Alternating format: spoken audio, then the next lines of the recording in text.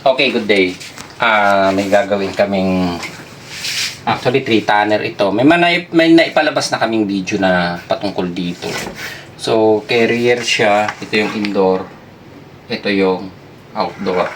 So, ang nangyari sa kanya na nababad sa baha. So, ang gagawin natin ngayon, kakalasin ko muna siya, then huhugasan ko yung mismong board niya. Then, saka natin patutuyuin.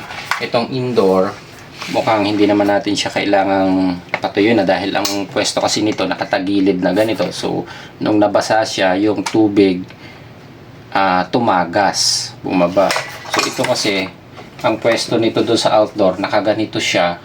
Kaya yung tubig nito na-imbak dito. So, hindi natin alam kung ano pa yung naging problema. So, kailangan nating linisan ang board. Ayan. So, ang gagawin natin, kakalasin ko muna siya and iwawashing natin. Okay? So, baklas time na tayo.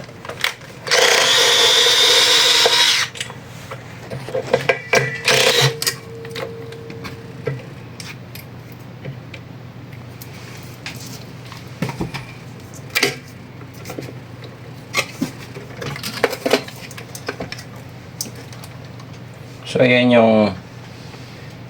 ito yung ilalim.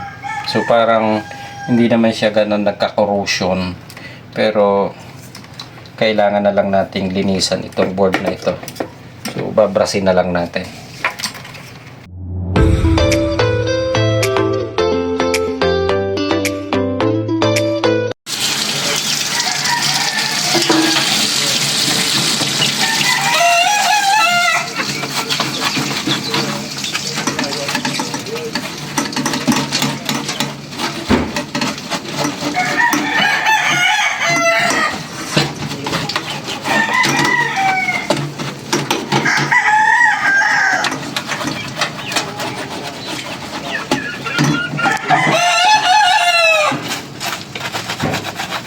So yan, sinasabon namin to lahat para matanggal yung mga dumikit na alikabok tapos nabasa. So may alikabok tapos nabasa.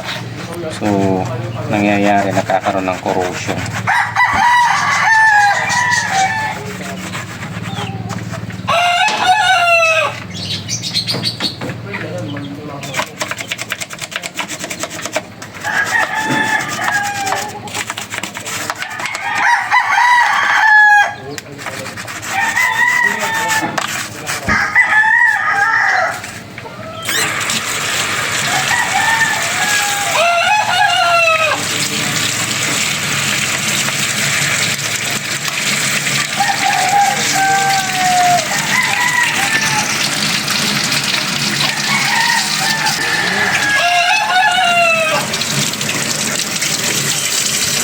Ayan na. So, malinis na siya. Wala na yung mga corrosion. So, gagawin natin, patutuyuin na lang natin.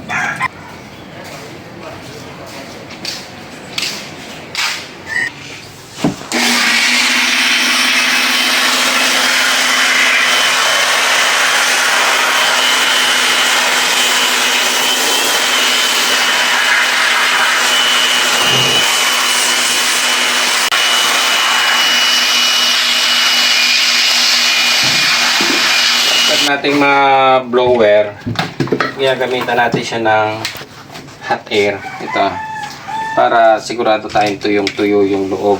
Kung may araw, mas maganda mabibilad muna siya sa araw para sure tayong tuyong-tuyo. Pero dito sa blower, okay na siya.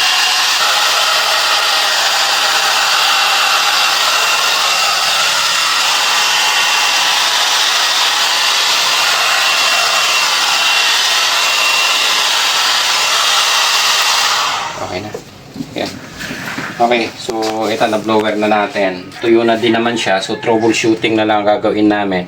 So based do sa may-ari, ang naging problema niya is E1 error. So ang i-check muna natin siguro dito ay yung pinaka power niya or yung power supply. So ito yung section ng power supply niya. So mamaya papakita ko sa inyo pag naka-assemble na. Okay, so bubuuin ko muna sa unit. Okay, so ito yung board na nilinisan na natin. Ayan, makikita niya malinis, maayos. So natanggal natin yung mga dumikit na dumi. So binras na lang natin na may sabon, then saka natin siya lower. So tingnan niyo yung likod, malinis na rin siya kahit na nagkaroon na, masabi natin na nababad siya doon sa takip niya, yung cover niya sa ilalim. So nagkaroon siya ng tubig. Tinanggal na lang namin yan. Ayan. So before tayo mag-start, i-check na lang muna doon natin kung may shorted ba siya dito sa mga MOSFET and diode bago natin i-proceed ng diretso sa repair. Ayan. So ito yung actually MOSFET and diode lang ito. Ayan. So parang wala naman siyang shorted dito. Itong dalawa na to MOSFET ito. IGBT. Ito. IGBT itong dalawa na to. Ito diode to. Yan. Okay. So wala naman siyang shorted. Then itong dalawang bridge type diode.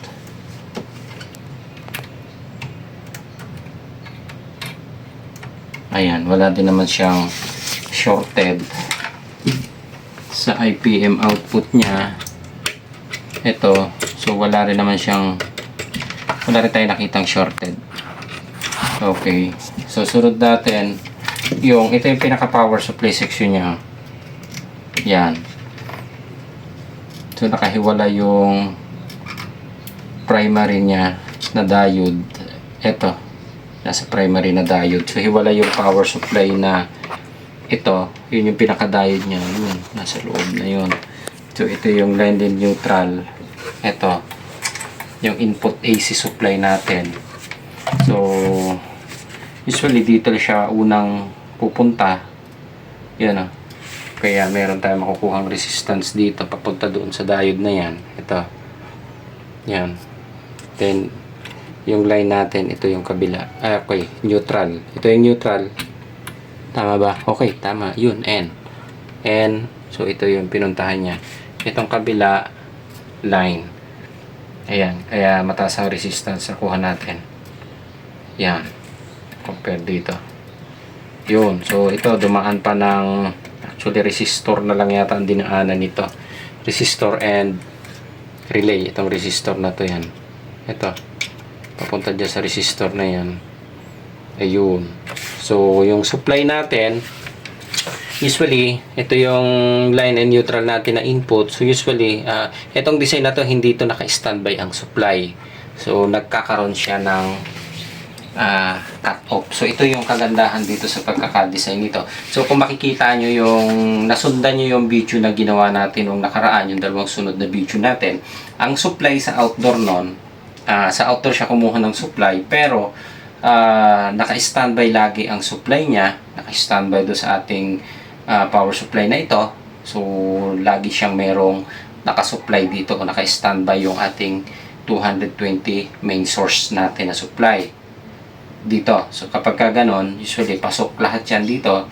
Kapag nagkaroon ng supply yan dito, pasok yan papunta dito sa ating mga IGBT and syempre doon sa ating regulator. So ang pan nito is gumamit ng relay, kaya AC pan motor ang ginamit nito sa outdoor. Sa indoor ganoon din AC. So ang may standby supply lang dito lagi na power supply is yung indoor. Yung outdoor nagkakaroon siya ng cut off. So kung susundan niyo yung video na ginagano natin dati, na sinabi ko na tawag dito, dapat nagkakaroon tayo ng cut off sa breaker kung hindi na ginagamit ang aircon, like sabihin natin mga 2 days, 3 days o isang linggo na walang operation o hindi ginagamit ang aircon.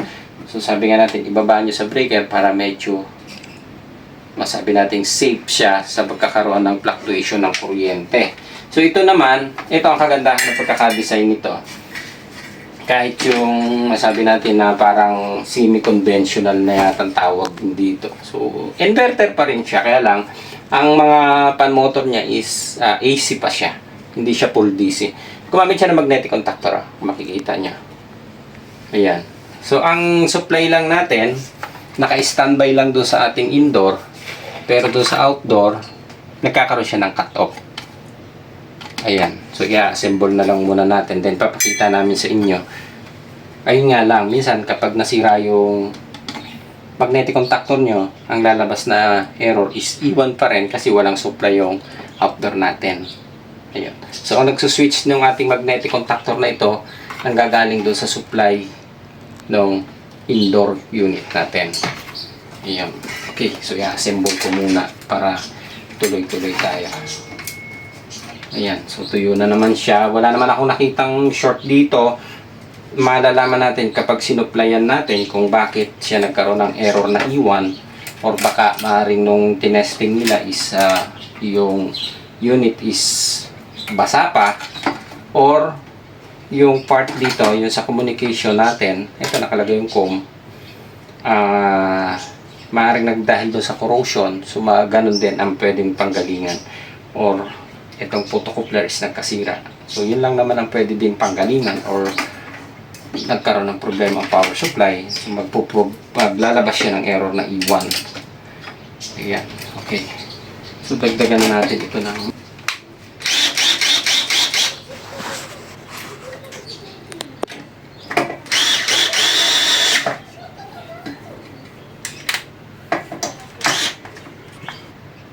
actually, kapag naglalagay ako ng tornilyo nito, nilalagay ko muna siya lahat. Hindi ko pa siya totally hinihigpitan ng diretso. Kasi para kung sakaling hindi pa siya naka-align ng eksakto, may i-align nyo. Kasi pag hinigpit nyo na ng diretso, minsan nakakawang pala yung iba. Ayan. At least makikita nyo kung diretso yung tornilyo or hindi siya naka-align. So, parang okay na rin naman siya. Naka-align na din. Ito, na-adjust ko. Pagka ganito, para to sa ipim, kasi malalaki yung tornilyo niya. So, usually, nilalagay ko sa 7 ang setting ng ating yun, barena. Okay. Then, dito sa maliliit, so, nilalagay ko lang siya sa 5.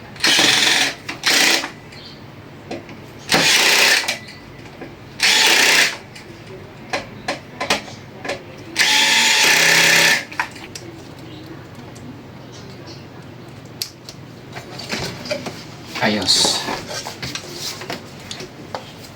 So ito is line na ng compressor. Sensor, okay na. Then ito yung sa magnetic contactor natin.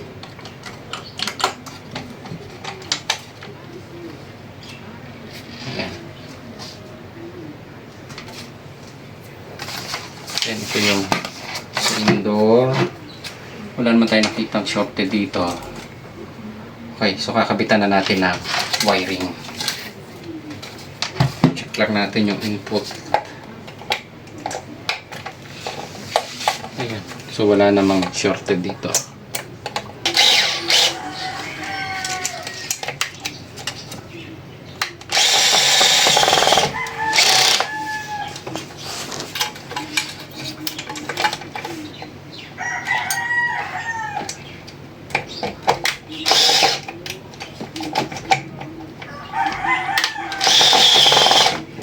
Okay. So yung supply natin, pwedeng kunin sa indoor, pwedeng kunin sa outdoor. Pero usually, outdoor talaga siya ginagamit. So ang kakabitan lang natin, yung line 1 at saka line 2. So ito yung input supply natin. Ayan. Dito na natin siya itatap.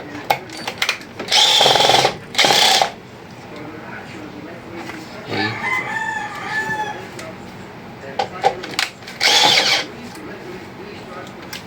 Ayan. So, ginawa natin, kinabitan ko muna siya ng AC cord. And, usually, yan naman, dito rin lang naman ang punta niya. No? Kung titingnan nyo kasi, dito rin yung pupunta. Ito yan, L1, L2. Dito yan papunta sa indoor. So, ang ginamit niya para mag-switch. So, meron siyang isang return supply. Ito yung communication, yung kulay blue. Ito, blue. Di pa pala ito nakakabit din. So, ito yung communication line natin. Ipitan ko lang ng konti.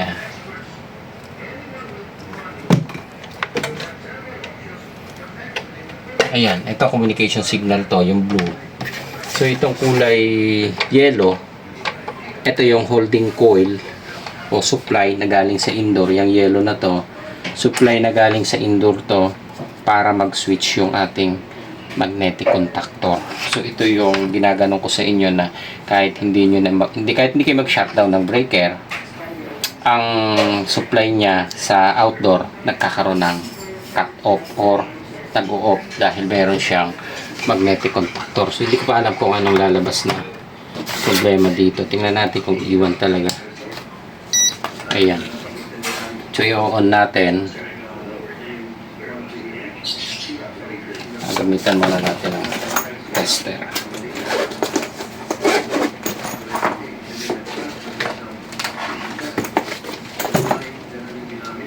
Okay, so AC lang yung hahanapin natin.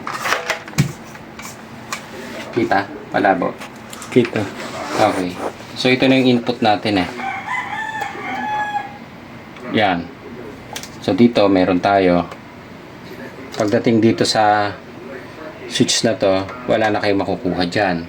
Supply. Kasi kailangan mag-switch ang magnetic contactor. Pero dito sa indoor, meron na tayong direktang supply din dito. Yan. So may 236 volts tayo na nakukuha.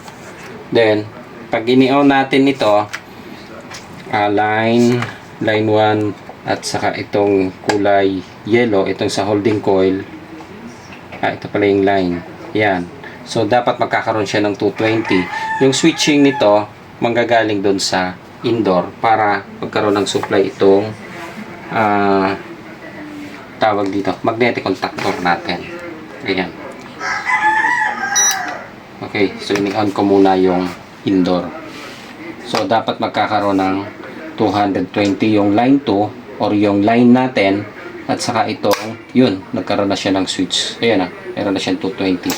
So, nag-switch na rin yung ating magnetic contactor. Ito, may out na yan dito na 220. Ayan, may 220 na siya. Okay, so meron tayong naka 21 tayo. Meron din tayong, ayun, may indicator light na tayo na blinking dito. So hindi ko lang alam kung mag-on ng diretso itong ating compressor. Pero dito may power na siya na standby.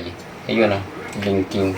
So titingnan na lang natin kung ano yung lalabas na error pa dito. So ibababad natin to. Medyo matagal na siguro, mga 3 minutes.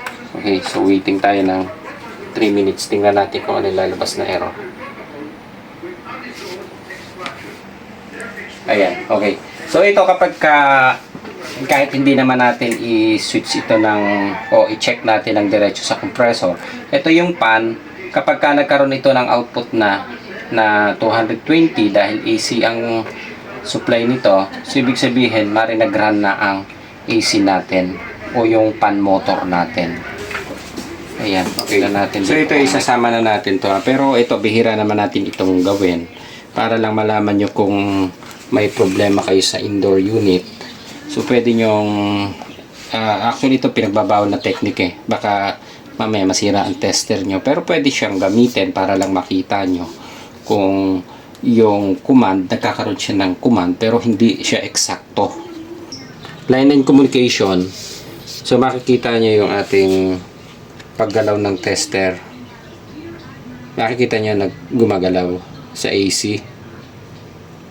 So kapag gumagalaw sa AC yan, ibig sabihin yan, nagko-command yung communication natin. Ayan, nagkaroon na rin ng supply ang ating Sa pan. Ayan. So ibig sabihin, ang indoor unit natin is good. So dito, machi-check nyo kung good ang indoor unit nyo. Ayan na. So makikita nyo, once na gumagalaw yan, hindi sa lahat ng model pwede nyo gamitin yung technique na yan, ha. Merong mga model na hindi talaga siya gumagalaw, lalo na kung kinadaikin. So naka-steady kasi dumadaan lang sila ng relay. So ang signal nito, once na nagko-command yan, makikita nyo, yung paggalaw na yan is, ibig sabihin yan is command na pumapasok sa outdoor. At outdoor na pumapasok sa indoor.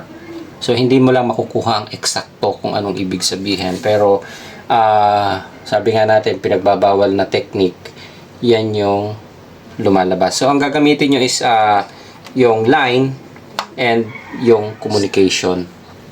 Kapag neutral, pwede rin naman ang neutral dyan eh. Kaya lang mataas ang supply na makukuha nyo. Pero same din siya. Ayan o, halos hindi nyo lang makita ang paggalaw kapag ka ang ginamit nyo is neutral at saka communication. So direct yan, naka-AC set kayo ha. Huwag nyo nang ibaba kasi baka possible masira ang tester nyo. Then dito, kung line ang ginamit nyo, line and communication, ayan, medyo mababa ang setting natin. So, nasa 250 volts lang tayo. So, kitang-kita nyo na yung paggalaw ng signal. Signal yan, kaya gumagalaw. Ibig sabihin, fluctuated, AC, DC, and signal na pinaghalo, kaya gumagalaw siya. Ayan. So, kapag pumunta tayo sa DC, ganun din yan. Yan o. Medyo mababa nga lang. Yung paggalaw na yan, so ang nakakarga kasi dyan, kaya sinasabi ko sa inyo, ang communication is pinaghalong AC, DC, and yung feedback kung tawagin natin, at saka yung Frequency yun. frequency na yun. In short, frequency eh. Frequency signal. Ayan. So yan yung gumagalaw na yan. So ang purpose lang nito, kaya chine-check natin, is hindi ito 100% ha na ginagawa natin, pero ito yung pinakamalapit. Sabihin na natin 70% makukuha natin na accurate or nagkukumand ang ating indoor. Ayan. So sa AC, DC supply, ganun din yan. So kapag ginamit nyo yung kabila, ganun din, line and neutral, kahit alin dito sa dalawa, pwede. Sa new line, pwede rin. Ayan. Pero yung communication natin yan, naka-steady yan dyan. So, positive ng test pad natin. Kung maaari nga andar, iti-testing na lang natin ang compressor kung magtutuloy-tuloy sa labas. Ay, sigurado yan. Master. Okay. So, mamaya ilalabas natin. So, ito, ang kagandahan lang nito. Kapag ini-off natin to, ay naglabas siya ng PA error. Hindi ko pa alam kung ano eksakto, pero pinakamaganda nito, ikabit natin doon sa tawag dito, compressor. Off ko muna. Yun. So, tingnan nyo, nag-switch yung ating magnetic contactor. Hindi lang matanggal yung error. Pero kapag nag-switch off yung magnetic contactor, matik, yung ating outdoor, wala na tayong makukuha supply dito. Yan. Zero na siya. Zero. Wala na supply. Okay. Ayun. So, kagandahan yan, nagkakaroon ng cut-off.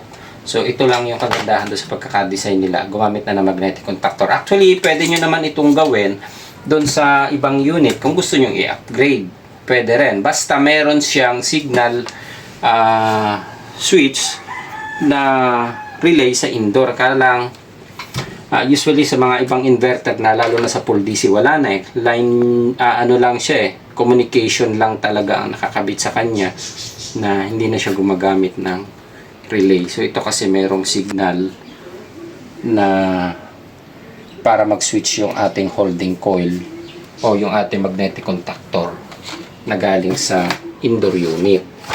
So ayun.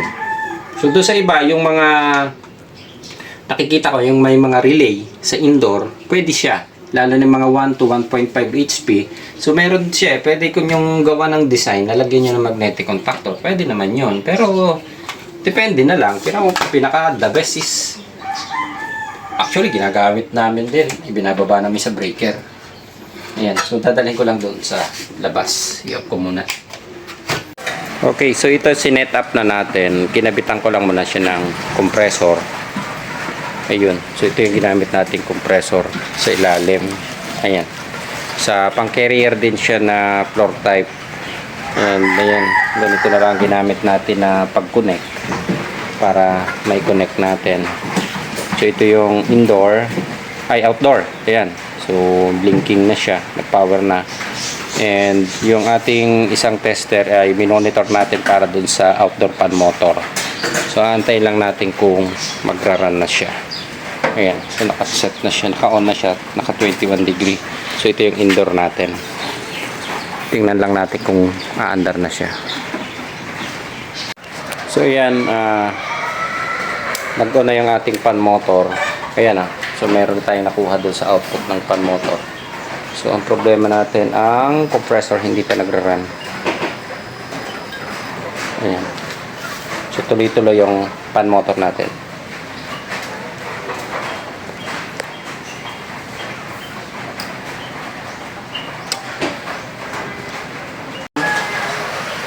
Ayan, okay. So, umandar na siya. Ito yung supply ng fan.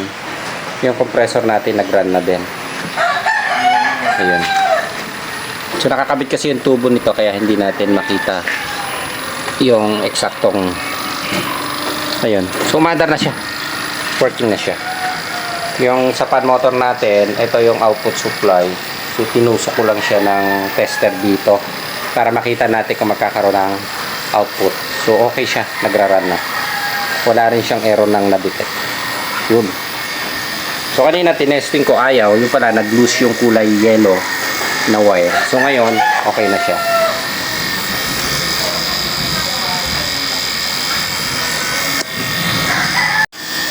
Ayan. So, maririnig nyo yung compressor bumirit na. Okay. So, i-off na natin.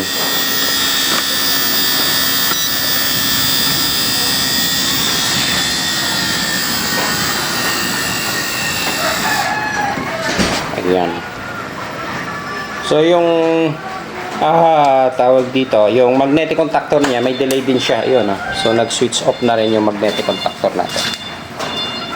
Yun. Okay. So, patay na yung ating outdoor. Okay. So, okay na yung unit natin na i-test run ko na rin sa compressor. Nag-run na. So, ang ginawa lang talaga natin dito ay nireheat natin yung board and general cleaning natin itong board na to. So, kung paglilinis na ginawa nga natin is hinugasan natin. Then, after mahugasan, ginamitan natin siya ng hot air. So, after nun, magawa natin, ayan, nag-run na siya. So, wala tayong ibang pinalitang spare parts sa loob. Ayun. So, yun lang. So, ito lang yung additional tip na ipapakita natin sa inyo. Yung pag-check ng communication. So, hindi sa lahat ng aircon applicable yung ginagawa natin, ha? Okay. So, ayan, ini-on na natin siya. Antayin natin mag-switch yung magnetic contactor. Yun. Okay. So, nag-switch na. So, balikan ulit natin yung pinakita ko sa inyo kanina. So, set nyo yung inyong tester sa eto, kita yan lakay na AC. Yes. Okay. So, sa AC and tingnan nyo yung line eto and line and yung signal natin. Ayan. So, makikita nyo yung paggalaw nung ating tester. Ayan. Buhay. Ayan, iharap natin. Okay? So, nakalagay siya sa line and doon sa communication signal. Kung ililipat naman natin doon sa communication and doon sa neutral, meron din siya. Pero, mas mataas nga lang ang supply na nakukuha natin. Actually, hindi nyo ito masasabi na supply. Ayan, ilipat lang natin sa line. Kasi pinagsamang AC at saka DC yan. So, ibig sabihin, pag pinagsama yan, ay signal. Okay? So makikita niya may polarity ang ating, kahit naka-AC tayo, nagkaroon tayo ng polarity. Ayan, ha. So, yung test prod natin na kulay red, yan yung nakalagay sa communication. Kapag in-reverse natin, wala kayong makukuha sa kanya. Ayan. Okay? Nakita niyo. Kasi, kaya nagkaroon siya ng polarity dahil may nakasakay, yung sinasabi ko sa inyo, may nakasakay na DC supply yan, signal na pinagsamang DC at saka AC. Ayun, kaya gumagalaw siya na may polarity. And then, kung ilipat naman natin sa DC voltage, ganoon din siya. May polarity. Ayan. Okay? So, kita nyo. Pag binaliktad natin, so reverse yan eh. So, kaya lang, pitik nyo lang natin kasi masisira ang tester natin. So, pinakamaganda ang setting nyo sa AC na lang. Para kahit magkabaliktad kayo, like itong ginawa ko, so yung metro ng tester nyo hindi masisira. Then, i-reverse nyo siya. Yun. So, doon nyo lang makikita. Kaya makikita nyo gumagalaw, ha? Kung sa 50 bossing. Sa 50, masyado mababa. Yan, masisira ang tester. Kaya, set kayo sa 250 volts Easy. AC. Then, polarity, ang positive ay nakakabit sa communication. So ano lang to ha, yung sinasabi nga natin is pinagbabawal na technique to ha. Hindi ito applicable sa iba, and possible din kung hindi nyo alam gamitin, baka makasira sa tester. Pero ito sa mga marurunong na, pwede yan. Makikita nyo lang naman. Ito naman, reference nyo lang kung nagko-command ang communication nyo. Kapag gumagalaw na ganyan at naglalaro, ibig sabihin yan, may sumasakay na signal. Gumagalaw ang ating communication or nagko-communicate ang indoor at outdoor natin. Okay, so mabilisan lang yon. So, usually makikita din naman natin sa error code. And then, tingnan nyo ito ha, pag kinalas natin ang communication. So, papatayin ko muna. Kakalasin ko ngayon ang communication signal para makita nyo yung difference kung indoor lang. Ayan. So, ito yung communication, yung kulay blue ha. So, tatanggalin natin. Ayan. So, yun ulit natin. Okay. So, antay lang natin mag-switch yung magnetic contactor. Kapag kaganyan, tingnan nyo, line at saka yung communication, ay nag-switch na. So, mapapasin nyo, wala kayong makukuha dito. Ibaba natin. Wala halos. Tingnan yung tester natin, naka-0. So, ibig sabihin, hindi siya nag-command. O, may command siya, pero hindi siya gumagalaw dahil wala siyang ibinabatong signal papunta sa outdoor natin. Kahit itong wire, ito yung communication natin is yung kulay blue. So, makikita nyo ito. Teka, baba natin ng konti. Ayan. So, may supply siya, pero napapansin nyo yung ating test point ng tester natin, o test prod natin, test prod. Yung metro ng ating tester ay hindi gumagalaw. Ayan, nakatutok ako sa communication. And, tingnan nyo, hindi siya gumagalaw. Ibig sabihin, kung indoor lang ang chinek nyo mismo, wala kang makukuha. Kung outdoor lang, ito, like dito na nga tayo para mas makita natin. Ilalapit natin. Ayan. So, kung outdoor lang ang kinuha natin at putol ang communication natin, so makikita nyo na yan, supply lang siya pero hindi gumagalaw ang ating hindi gumagalaw ang ating tester. So, ibig sabihin, naka-steady signal siya. Ayan, pagawin natin. I-off ko. Then, kapag ikinabit naman natin itong communication, ito, lalapat natin. Ikakabit ko yung signal supply, signal natin, o communication line natin.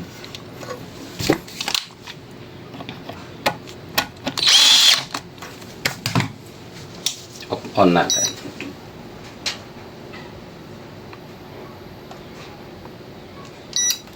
Ayan. So, saka lang natin siya makikitaan ng paggalaw. Antayin lang natin mag-switch sa magnetic contactor. Yun, nag-on na. Okay. So, ayan o. So, tingnan nyo yung difference kapag nakakabit yung outdoor na alam natin na nagko-communicate ang indoor and outdoor. So, gumagalaw siya. Pero kapag kaganyan kasi na sistema na ginagano natin, kapag sira ang indoor, hindi rin siya gumagalaw. Kapag sira ang outdoor, hindi rin siya gumagalaw. Itong paggalaw na ito, kung good ang indoor and outdoor natin. Ayan. Sa ibang unit yata gumagalaw na. Oh, sa window type. Sa mga window type yata gumagalaw din siya, nagko-communicate. Pero Sa dito, Opel. sa iba, kadalasan sa split type, hindi siya gumagalaw. Pero meron din iba. Kung sira ang indoor or yung outdoor natin. So, para lang makita natin kung good ang communication natin. Ayan. Good ang indoor, good ang outdoor. So, usually, maglalabas naman siya ng error. Pero, mabilis ang pag-check lang naman yan. Ayun. Idea lang na pwedeng gawin. Okay? So, okay na tayo dito. Yung unit natin, ilinis lang natin and nag-run na yung compressor. Okay na siya. So, pwede na ikabit. Medyo may kamahalan kasi itong board na ito. Kaya, medyo kabado yung may-ari kung magre-replace siya ng board. So, nakuha natin sa linis lang. So, ang ginawa lang natin, ang puhunan natin ay sabon at tubig. Then yung brush. Okay? So, ayos na yung unit. Ayos!